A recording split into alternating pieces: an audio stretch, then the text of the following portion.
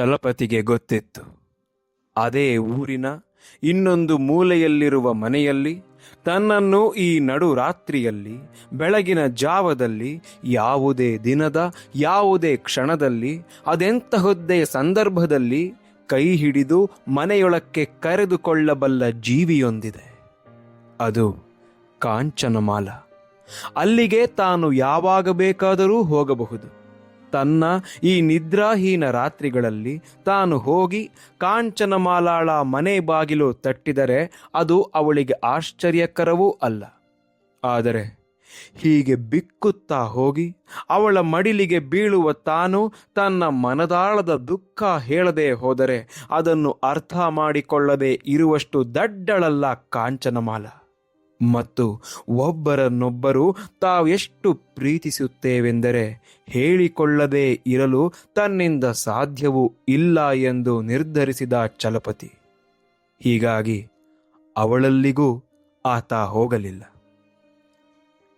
ಹಾಗೆ ರಾತ್ರಿಯಿಡೀ ಸ್ಮಶಾನದಂತಹ ಆ ಊರಿನಲ್ಲಿ ಒಬ್ಬಂಟಿಯಾಗಿ ಅಲೆದಾಡಿದ ವೆಂಕಟಾಚಲಪತಿ ಬೆಳಗಿನ ಜಾವದ ಹೊತ್ತಿಗೆ ಹಾಲು ಮಾರುವವರು ತನ್ನ ಕಣ್ಣೀರು ನೋಡದಿರಲೆಂದು ನಿಧಾನವಾಗಿ ಕೋಲೂರುತ್ತಾ ಮನೆಗೆ ಬಂದು ಬಿಟ್ಟ.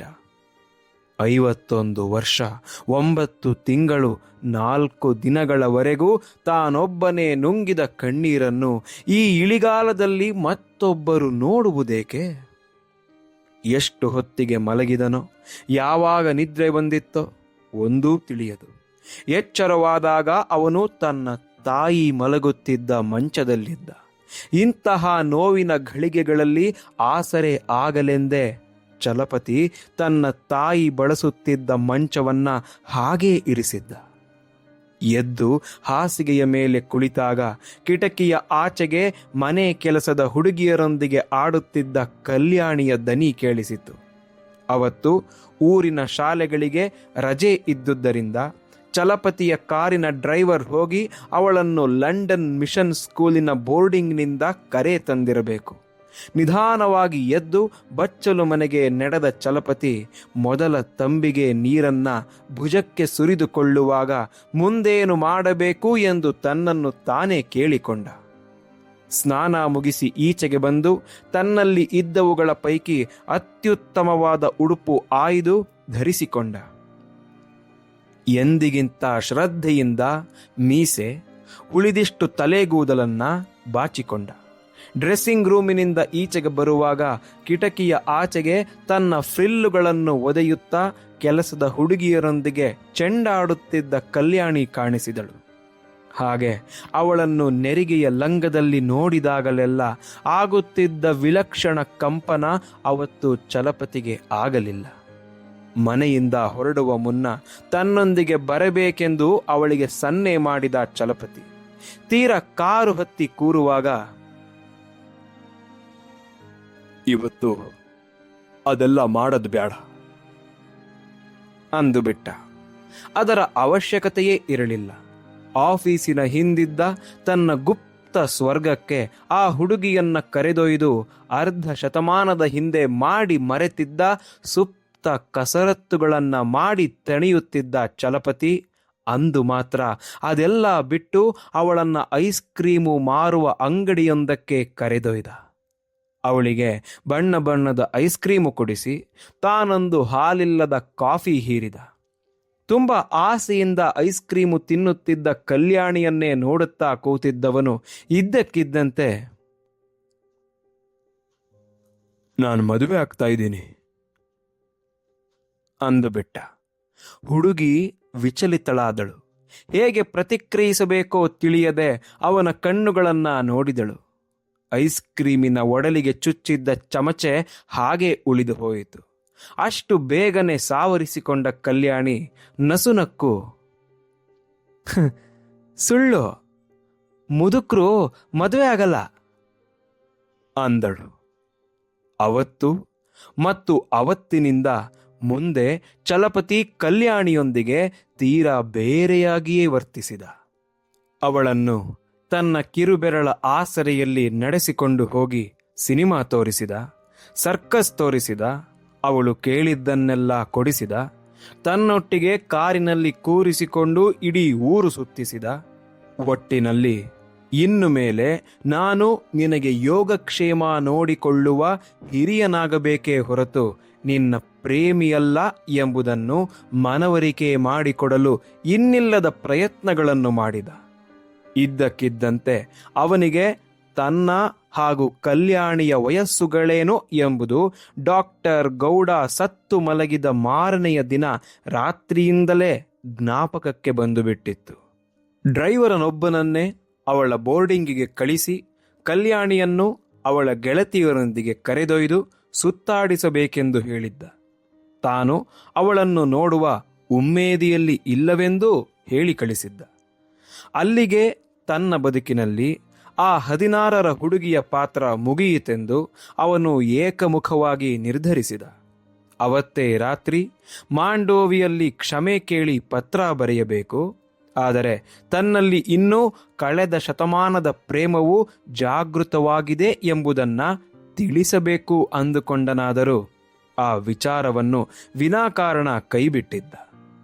ಮಾರನೆಯ ದಿನ ಸೋಮವಾರ 3 ವಾರಗಳ ನಿರಂತರ ಬಳಲಿಕೆಯ ನಂತರ ಸುದೀರ್ಘವಾಗಿ ಬೀಳುತ್ತಿದ್ದ ಮಳೆಯಲ್ಲಿ ತೋಯಿಸಿಕೊಂಡು ಮನೆಗೆ ಹಿಂತಿರುಗಿದ ವೆಂಕಟಾಚಲಪತಿಗೆ ಒಳಕ್ಕೆ ಕಾಲಿಟ್ಟ ಕೂಡಲೇ ಆ ಪತ್ರ ಮಳೆಯ ಇರುಚಲು ನೀರಿನಲ್ಲಿ ಬಿದ್ದಿರುವುದು ಕಾಣಿಸಿತು. ರಾತ್ರಿ 11 ಆಗಿತ್ತು. ಕೆಲಸದ ಹುಡುಗಿಯರು ನಿದ್ರೆ ಮಾಡಿದ್ದರು.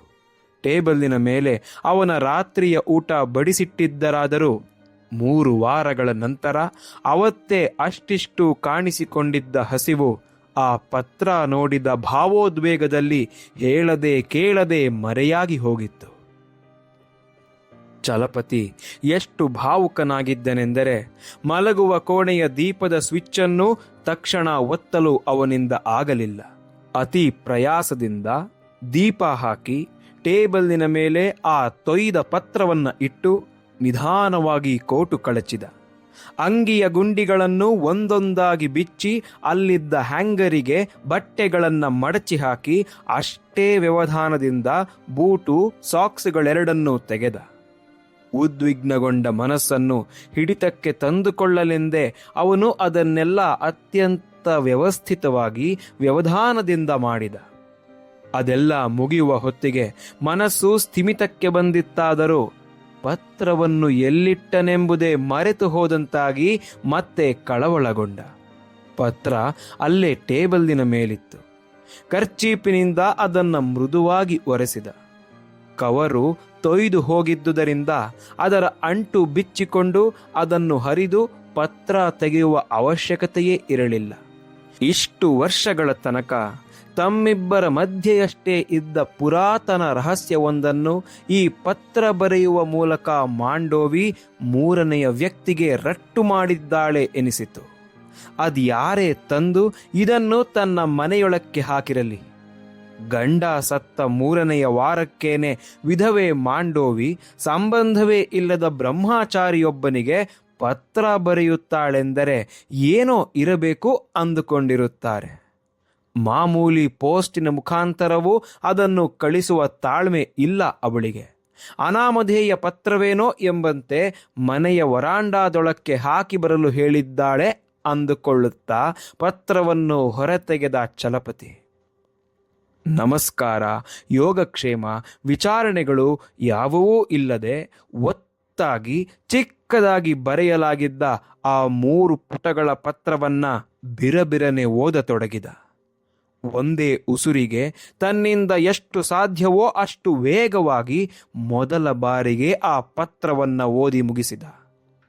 ಪತ್ರದ ಧಾಟಿಗಿಂತ ಅದರ ವಿಷಯದ ಬಗ್ಗೆ ಕುತೂಹಲಿಯಾಗಿದ್ದ ಚಲಪತಿ 2ನೇ ಪುಟಕ್ಕೆ ಬರುವ ಹೊತ್ತಿಗಾಗಲೇ ಅದು ತಾನು ನಿರೀಕ್ಷೆ ಮಾಡಿದ್ದ ಅತ್ಯಂತ ಅವಮಾನಕರ ಪತ್ರವೆಂಬುದು ಖಚಿತವಾಗಿ ಹೋಗಿತ್ತು. ಪೂರ್ತಿ ಓದಿ ಮುಗಿಸಿದ ಮೇಲೆ ಅದನ್ನು ಮಡಚದೆ ಅದೇ ಟೇಬಲಿನ ಮೇಲಿಟ್ಟು ರಾತ್ರಿ ತೊಡುವ ಪೈಜಾಮ ಧರಿಸಿದ. ಬಚ್ಚಲ ಮನೆಗೆ ಹೋಗಿ ಮುಖ ತೊಳೆದುಕೊಂಡು ಬಂದ.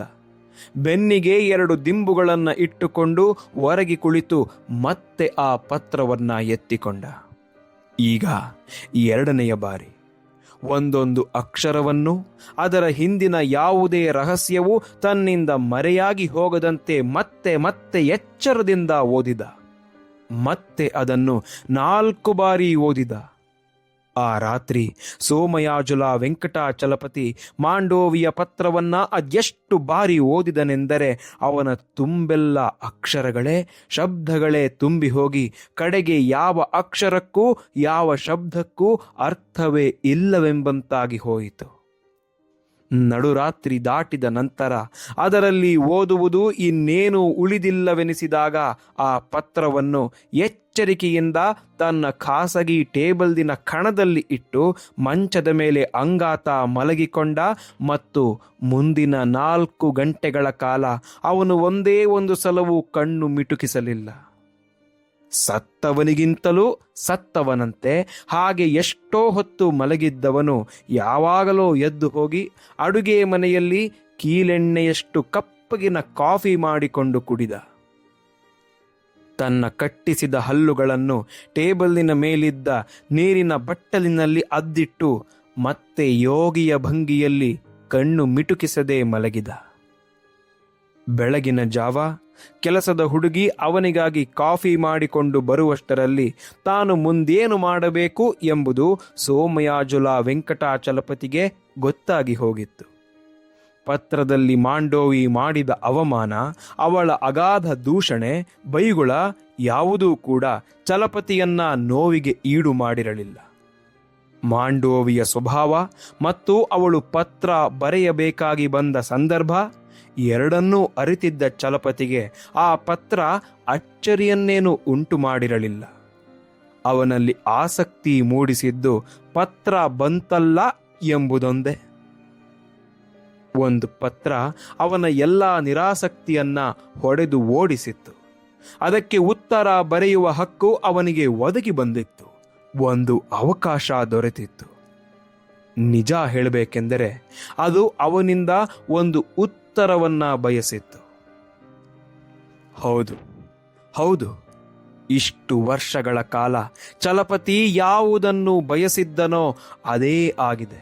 ಬದುಕು ಎಲ್ಲಿಗೆ ಬಂದು ನಿಲ್ಲಬೇಕೆಂದು ನಿರೀಕ್ಷೆ ಮಾಡಿದ್ದನೋ ಅಲ್ಲಿಗೆ ಬಂದು ನಿಂತಿದೆ. ಮುಂದಿನದೆಲ್ಲ ಅವನನ್ನೇ ಅವಲಂಬಿಸಿದೆ. ಅವನಿಗೆ ಗೊತ್ತಿತ್ತು, ಅರ್ಧ ಶತಮಾನ ಅನುಭವಿಸಿದ ತನ್ನ ಖಾಸಗಿ ನರಕ ತನ್ನನ್ನು ಇನ್ನಷ್ಟು ಭೀಕರ ಸವಾಲುಗಳಿಗೆ ಒಡ್ಡಲಿದೆ. ಆದರೆ ಚಲಪತಿ ಅದೆಲ್ಲ ನೋವು, ಅವಮಾನ, ತಿರಸ್ಕಾರಗಳನ್ನು ಮೊದಲೆಂದಿಗಿಂತಲೂ ಉತ್ಸಾಹದಿಂದ ಎದುರಿಸಲು ಸಿದ್ಧನಿದ್ದ. ಏಕೆಂದರೆ ಅವನಿಗೆ ಗೊತ್ತಿತ್ತು, ಇದು ಕೊನೆಯ ಯುದ್ಧ. 5 ದಿನಗಳ ನಂತರ ಚಲಂ ಆಫೀಸಿಗೆ ಹೋದಾಗ ಕಾಂಚನಮಾಲ ತನ್ನ ಚೇಂಬರಿನಲ್ಲಿ ಕುಳಿತು ಯಾವುದೋ ಪತ್ರವನ್ನ ಟೈಪ್ ಮಾಡುತ್ತಿದ್ದಳು. ಅದೇನು ಮನುಷ್ಯನ ಮಗುವೋ ಎಂಬಂತೆ ಆ ಟೈಪ್ ರೈಟರ್ ಯಂತ್ರ ಕಾಂಚನಾಳ ಬೆರಳ ಅಪ್ಪಣೆಗಳನ್ನು ಚಾಚೂ ತಪ್ಪದೆ ಪಾಲಿಸುತ್ತಿತ್ತು. ಅದನ್ನೇ ನೋಡುತ್ತಾ ನಿಂತ. ಅವನು ನಿಂತಿದ್ದುದು ಕಾಂಚನಮಾಲಾಳಿಗೆ ಗೊತ್ತಾಯಿತಾದರೂ ತಾನು ಮುಗಿಸಬೇಕಾಗಿದ್ದ ಪತ್ರವನ್ನ ಟೈಪ್ ಮಾಡಿ ಮುಗಿಸುವ ತನಕ ಅವಳು ತಲೆ ಎತ್ತಲಿಲ್ಲ. ತಲೆ ಎತ್ತಿ ಚಲಪತಿಯನ್ನ ನೋಡಿದಾಗ ಅವಳ ಮುಖದಲ್ಲೊಂದು ಆತ್ಮೀಯ ಮಂದಹಾಸವಿತ್ತು. ಏನು ಚಲಪತಿಗಾರು, ಹೇಗಿದ್ದೀರಿ ಅಂದಳು. ನಿನ್ನ ನಗೆಯಷ್ಟು ಚೆನ್ನಾಗಿದ್ದೀನಿ. ಅದಿರ್ಲಿ, ನಿನಗೆ ಇಂಥ ಟೈಪ್ ರೈಟರ್ನ ಮೇಲೆ ಟೈಪ್ ಮಾಡಿದ ಪ್ರೇಮ ಪತ್ರವೊಂದು ಬಂದರೆ ಹೇಗನ್ಸುತ್ತೆ ಕೇಳಿದ ಚಲಪತಿ. ಮೈ ಗಾಡ್, ನನಗೆ ತೋಚಿಯೇ ಇರಲಿಲ್ಲ ಎಂದು ಪಕ್ಕಪಕ್ಕನೆ ನಗತೊಡಗಿದಳು ಕಾಂಚನ. ಅವಳು ಹಾಗೆ ನಗುತ್ತಿದ್ದಾಗಲೇ ಆ ನಿಮಿಷದಲ್ಲೇ ಚಲಪತಿ ನಿರ್ಧರಿಸಿದ್ದ. 16ನೇ ವಯಸ್ಸಿನಲ್ಲಿ ಕೊಳಲು ನುಡಿಸಲು ಕಲಿತವನಿಗೆ 71ನೆಯ ವಯಸ್ಸಿನಲ್ಲಿ ಟೈಪಿಂಗ್ ಕಲಿಯುವುದು ಕಷ್ಟವೇ? ಅವತ್ತೇ ಸಂಜೆ ಅವನು ಆಫೀಸಿನ ಟೈಪ್ ರೈಟರ್ ಒಂದನ್ನು ತನ್ನ ಮನೆಗೆ ತೆಗೆದುಕೊಂಡು ಹೋದ. ಆಫೀಸಿನ ಹುಡುಗರು ಈ ವೃದ್ಧನ ಉತ್ಸಾಹ ಕಂಡು ಮನದಲ್ಲೇ ನಕ್ಕಿದ್ದರು. ಆದರೆ ಚಲಪತಿ ಒಂದೇ ಬೆರಳಲ್ಲಿ ಆ ಯಂತ್ರದ ಎಲ್ಲ ಅಕ್ಷರಗಳನ್ನು ಅನಾಯಾಸವಾಗಿ ಗುರುತಿಸಬಲ್ಲಷ್ಟು ಕಸುಬನ್ನು ಮೊದಲ 3 ದಿನಗಳಲ್ಲೇ ಕಲಿತುಬಿಟ್ಟ. 6 ದಿನಗಳಲ್ಲೇ ಯೋಚನೆ ಮಾಡುತ್ತಾ ಟೈಪ್ ಮಾಡುವುದನ್ನು ರೂಢಿಸಿಕೊಂಡ. ಮುಂದಿನ 3 ದಿನಗಳಲ್ಲಿ ಚಲಂ ಮೊಟ್ಟ ಮೊದಲ ಪತ್ರವನ್ನು ತಪ್ಪಿಲ್ಲದೆ ಟೈಪ್ ಮಾಡುವುದಕ್ಕೆ ಸಾಧ್ಯವಾಯಿತು. ಅಷ್ಟೆಲ್ಲ ಆಗುವ ಹೊತ್ತಿಗೆ ಪೂರ್ತಿ 1 ರೀಮ್ ಹಾಳೆ ಖರ್ಚಾಯಿತಾದರೂ ಪ್ರೀತಿಯಿಂದ ಶ್ರೀಮತಿ ಮಾಂಡೋವಿ ಅವರಿಗೆ ಎಂಬ ಸಾಲು ಸ್ವತಂತ್ರವಾಗಿ ಟೈಪ್ ಮಾಡುವಾಗ ಚಲಪತಿಯ ಮುಖದಲ್ಲಿ ಮಂದಹಾಸವಿತ್ತು. ಪತ್ರದ ಕೊನೆಗೆ ತನ್ನ ಹೆಸರಿನ ಮೊದಲ ಅಕ್ಷರದ ಸಹಿ ಹಾಕಿ ಬಿಳಿಯ ಲಕೋಟೆಯೊಂದರಲ್ಲಿಟ್ಟು ಲಕೋಟೆಯ ಮೇಲೆ ತುದಿಯಲ್ಲಿ ಕಪ್ಪಗಿನ ಗುರುತು ಮೂಡಿಸಿ ಟಪಾಲು ಪೆಟ್ಟಿಗೆಯೊಳಕ್ಕೆ ಹಾಕಿದ. ವಿಧವೆಯೊಬ್ಬಳಿಗೆ ಬರೆದ ಸಂತಾಪ ಸೂಚಕವೆಂದು ಆ ಪತ್ರವನ್ನು ನೋಡಿದವರ್ಯಾರು ಬೇಕಾದರೂ ಹೇಳಬಹುದಾಗಿತ್ತು. ಲಕೋಟೆಯ ಹಿಂದೆ ಚಲಪತಿಯ ವಿಳಾಸವೂ ಇರಲಿಲ್ಲ. ಅವನು ಬರೆದ 6 ಪುಟಗಳ ಮೊದಲನೆಯ ಪತ್ರ ಅದಕ್ಕೆ ಮುಂಚೆ ಅವನು ಬರೆದ ಯಾವ ಪತ್ರವನ್ನು ಹೋಲುವಂತಿರಲಿಲ್ಲ. ಅದರ ದನಿ, ಶೈಲಿ, ಪ್ರಾಸಗಳ್ಯಾವುವೂ ಅರ್ಧ ಶತಮಾನದ ಹಿಂದಿನ ಉನ್ಮಾದದಿಂದ ಕೂಡಿರಲಿಲ್ಲ. ಚಲಪತಿ ಜೀವಮಾನದುದ್ದಕ್ಕೂ ಬರೆಯಲು ಪ್ರಯತ್ನಿಸಿ ವಿಫಲನಾದ ಅಪ್ಪಟ ವ್ಯಾಪಾರಿ ಪತ್ರಗಳನ್ನು ಅದು ಹೋಲುತ್ತಿತ್ತು. ಕಾಲಾಂತರದಲ್ಲಿ ಹಾಗೆ ವೈಯಕ್ತಿಕ ಪತ್ರವನ್ನು ಟೈಪ್ ಮಾಡಿ ಕಳಿಸುವುದು ಅವಮಾನಕರವೆಂದು ಭಾವಿಸಲಾಯಿತಾದರೂ ಹೊಸದಾಗಿ ಟೈಪ್ ರೈಟರ್ ಬಂದಾಗ ಅದರಲ್ಲೊಂದು ಪತ್ರ ಬರೆಯುವುದು ಮತ್ತು ಬರೆಸಿಕೊಳ್ಳುವುದು ಒಂದು ತೆರನಾದ ಆನಂದಕ್ಕೆ, ಹೆಮ್ಮೆಗೆ ಕಾರಣವಾಗುತ್ತಿತ್ತು. ಮುಂದೆ ಎಷ್ಟೋ ದಿನಗಳ ನಂತರ ಚಲಪತಿಯ ಪತ್ರಗಳಿಗೆ ಉತ್ತರಿಸಲು ಮಾಂಡೋವಿ ಪ್ರಾರಂಭಿಸಿದಾಗ ತನ್ನ 2ನೇ ಪತ್ರದಲ್ಲಿಯೇ ತನ್ನ ಬಳಿ ಟೈಪ್ ರೈಟರ್ ಇಲ್ಲವೆಂದು, ಕಾಲದೊಂದಿಗೆ ಕಳಪೆಯಾಗಿ ಹೋದ ತನ್ನ ಕೈಬರಹವನ್ನು ದಯವಿಟ್ಟು ಸಹಿಸಿಕೊಳ್ಳಬೇಕೆಂದು ವಿನಂತಿಸಿಕೊಂಡಿದ್ದಳು. ಸೋಮಯಾಜುಲ ವೆಂಕಟಾಚಲಪತಿ ತನ್ನ ಪತ್ರದಲ್ಲೆಲ್ಲೂ ಕೂಡ ಅಪ್ಪಿತಪ್ಪಿಯೂ ಮಾಂಡೋವಿ ಬರೆದ ಅವಮಾನಕರ ಪತ್ರದ ಪ್ರಸ್ತಾಪ ಮಾಡಲಿಲ್ಲ. ಪತ್ರದ ಮೊಟ್ಟ ಮೊದಲ ಸಾಲಿನಿಂದಲೇ ಅವನು ಮಾಂಡೋವಿಯನ್ನ ಒಲಿಸಿಕೊಳ್ಳುವ ನೂತನ ತಂತ್ರವೊಂದನ್ನು ಪಾಲಿಸತೊಡಗಿದ್ದ. ಹಿಂದಿನ ತಮ್ಮಿಬ್ಬರ ಪ್ರೀತಿಯ ಬಗ್ಗೆಯಾಗಲಿ, ಅರ್ಧ ಶತಮಾನದ ಹಿಂದಿನ ಯಾವುದೇ ಘಟನೆಯ ಬಗ್ಗೆಯಾಗಲಿ ಒಂದೇ ಒಂದು ಅಕ್ಷರ ಬರೆಯಕೂಡದೆಂದು ನಿರ್ಧಾರ ಮಾಡಿದ್ದ. ಬದುಕಿನ ಬಗ್ಗೆ, ಅದರ ವಿಲಕ್ಷಣ ಅನುಭವಗಳ ಬಗ್ಗೆ, ಮನುಷ್ಯ ಸಂಬಂಧಗಳ ಬಗ್ಗೆ, ಒಂಟಿತನದ ವೇದಾಂತದ ಬಗ್ಗೆ, ಆಗು ಹೋಗುಗಳ ಅತಾರ್ಕಿಕತೆಯ ಬಗ್ಗೆ ಧಾರಾಕಾರವಾಗಿ ಬರೆದಿದ್ದ.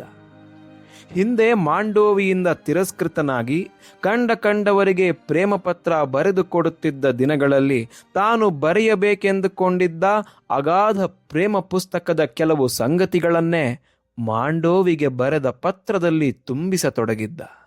ಅಂತಹ ಪ್ರೇಮದ ಸಂಗತಿಯನ್ನು ಕೂಡ ಚಲಪತಿ ವೃದ್ಧನೊಬ್ಬನ ಜೀವನಾನುಭವದ ಕಥೆಯಂತೆ ಭಾಸವಾಗುವ ಹಾಗೆ ಶೈಲಿ ಬದಲಾಯಿಸಿ ಬರೆಯುತ್ತಿದ್ದ. ಮೊದಲ ಪತ್ರ ಸಿದ್ಧವಾಗುವುದಕ್ಕೆ ಸಾಕಷ್ಟು ಸಮಯ ತೆಗೆದುಕೊಂಡಿತ್ತು. ಗತಿಸಿ ಹೋದದ್ದರ ಬಗ್ಗೆ ಚಿಕ್ಕದೊಂದು ಪ್ರಸ್ತಾಪವಾದರೂ ಅದರಿಂದ ಮಾಂಡೋವಿಯಲ್ಲಿ ಅಸಹನೀಯ ಇರುಸು ಮುರುಸು ಉಂಟಾಗುತ್ತದೆ ಎಂಬುದು ಚಲಪತಿಗೆ ಚೆನ್ನಾಗಿ ಗೊತ್ತಿತ್ತು. ಅವಳು ತಾನು ಬರೆಯಲಿದ್ದ 100 ಪತ್ರಗಳ ಪೈಕಿ ಒಂದೇ ಒಂದನ್ನು ಓದದೆ ಬೇಕಾದರೆ ವಾಪಸ್ಸು ಕಳಿಸಲಿ, ಆದರೆ ಹಳೆಯ ನೆನಪುಗಳಿಂದಾಗಿ ಅವಳ ಮನಸ್ಸು ಕಹಿ ಆಗದಿರಲಿ ಎಂದು ನಿರ್ಧಾರ ಮಾಡಿದ್ದ. ಪತ್ರದ ಪ್ರತಿ ಸಾಲು, ಪ್ರತಿ ಶಬ್ದವನ್ನು ಚಲಪತಿ ಅದೆಷ್ಟು ಎಚ್ಚರಿಕೆಯಿಂದ ರೂಪಿಸಿದ್ದನೆಂದರೆ ಇದು ನನ್ನ ಕಟ್ಟ ಕಡೆಯ ಯುದ್ಧ ಎಂಬುದು ಅವನಿಗೆ ಅತ್ಯಂತ ಸ್ಪಷ್ಟವಾಗಿ ನೆನಪಿತ್ತು. 50 ವರ್ಷಗಳ ಕಾಲ ಪ್ರೀತಿ, ಪ್ರೇಮ, ಸಂಸಾರ ಎಲ್ಲವನ್ನೂ ಅನುಭವಿಸಿ ಬದುಕಿನ ಅಂಚಿಗೆ ಬಂದು ನಿಂತ ವೃದ್ಧೆಯೊಬ್ಬಳಲ್ಲಿ, ವಿಧವೆಯೊಬ್ಬಳಲ್ಲಿ ಮತ್ತೆ ಪ್ರೇಮದ ಬಗ್ಗೆ ಆಸಕ್ತಿ ಮೂಡಿಸುವ ಪ್ರೇಮವೆಂಬುದು ಯಾವ ಕಾಲಕ್ಕೂ ಅವಮಾನಕರವಲ್ಲ ಎಂಬ ಭಾವನೆ ಬಿಂಬಿಸುವ ಹುಚ್ಚು ಯುದ್ಧವನ್ನ ಮೊದಲ ಪತ್ರದ ಮೂಲಕ ಆರಂಭಿಸಿದ್ದ ಚಲಂ.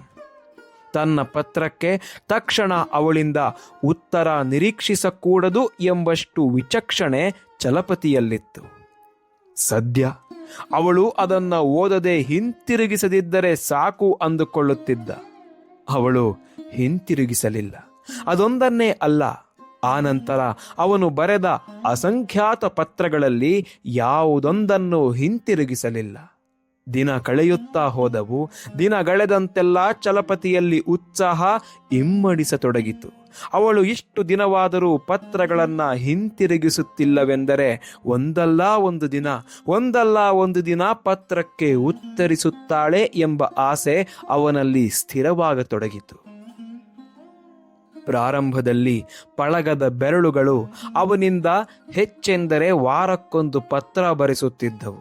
ಬರಬರುತ್ತಾ ಟೈಪ್ ಮಾಡುವುದರಲ್ಲಿ ವೇಗ ಸಾಧಿಸಿಕೊಂಡ ಚಲಪತಿ ವಾರಕ್ಕೆ 2, 3, 4, ಕಡೆಗೆ ದಿನಕ್ಕೊಂದು ಪತ್ರ ಬರೆಯತೊಡಗಿದ. ಈ ಮಧ್ಯೆ ಅಂಚೆ ಇಲಾಖೆ ಸಾಧಿಸಿದ್ದ ಪ್ರಗತಿ ಕಂಡು ಚಲಪತಿಗೆ ಸಂತೋಷವಾಗಿತ್ತು. ಜವಾನನೊಬ್ಬನನ್ನ ಕಳಿಸಿ 1 ತಿಂಗಳಿಗೆ ಆಗುವಷ್ಟು ಅಂಚೆ ಚೀಟಿಗಳನ್ನು ತರಿಸಿಟ್ಟುಕೊಂಡಿದ್ದ ಚಲಂ ರಾತ್ರಿ ಇಡೀ ಕೂತು ಬರೆದು ಪತ್ರವನ್ನ ಮಟ್ಟಸವಾಗಿ ಮಡಚಿ ಲಕೋಟೆಗೆ ಹಾಕಿ ಊರಿನಲ್ಲಿದ್ದ 3 ಪೈಕಿ 1 ಟಪಾಲು ಪೆಟ್ಟಿಗೆಯೊಳಕ್ಕೆ ಹಾಕಿಬಿಡುತ್ತಿದ್ದ. ಕಾರಿನಲ್ಲಿ ಹೋಗುತ್ತಾ ಟಪಾಲು ಪೆಟ್ಟಿಗೆಯ ಮುಂದೆ ಕಾರು ನಿಲ್ಲಿಸಿ ತಾನೇ ಇಳಿದು ಹೋಗಿ ಲಕೋಟೆ ತೂರಿಸಿ ಬರುತ್ತಿದ್ದ. ಹೊರಪಾಟಿನಲ್ಲೂ ಡ್ರೈವರ್ನ ಕೈಗೆ ಲಕೋಟೆಯನ್ನ ಕೊಡುತ್ತಿರಲಿಲ್ಲ. ತಮಾಷೆ ಎಂದರೆ ಡ್ರೈವರ್ನಿಗೆ ಅನುಮಾನ ಬರೆದಿರಲೆಂದು ಮಾಂಡೋವಿಗೆ ಬರೆದ ಪತ್ರದ ಜೊತೆಗೆ 5-6 ಅದೇ ಆಕಾರದ ಕವರುಗಳನ್ನು ಡಬ್ಬಿಗೆ ಹಾಕಿ ಬರುತ್ತಿದ್ದ. ಹಾಗೆ ಚಲಪತಿ ಹಾಕುತ್ತಿದ್ದ 5-6 ಲಕೋಟೆಗಳ ಪೈಕಿ 1 ಮಾತ್ರ ಮಾಂಡೋವಿಗೆ ರವಾನೆ ಆಗುತ್ತಿತ್ತೆಂದು ಉಳಿದೆಲ್ಲ ಲಕೋಟೆಗಳ ಮೇಲೂ ಚಲಪತಿ ತನ್ನ ವಿಳಾಸವನ್ನೇ ಟೈಪ್ ಮಾಡಿಕೊಂಡಿರುತ್ತಿದ್ದನೆಂದು ಕಡೆಯ ತನಕ ಡ್ರೈವರ್ನಿಗೆ ಗೊತ್ತಾಗಲೇ ಇಲ್ಲ. ಮಾಂಡೋವಿ ಚಲಪತಿಯನ್ನ ಒಂದು ದಿನ ಭೇಟಿಯಾಗಲು ಒಪ್ಪುತ್ತಾಳ? ಕೇಳೋಣ.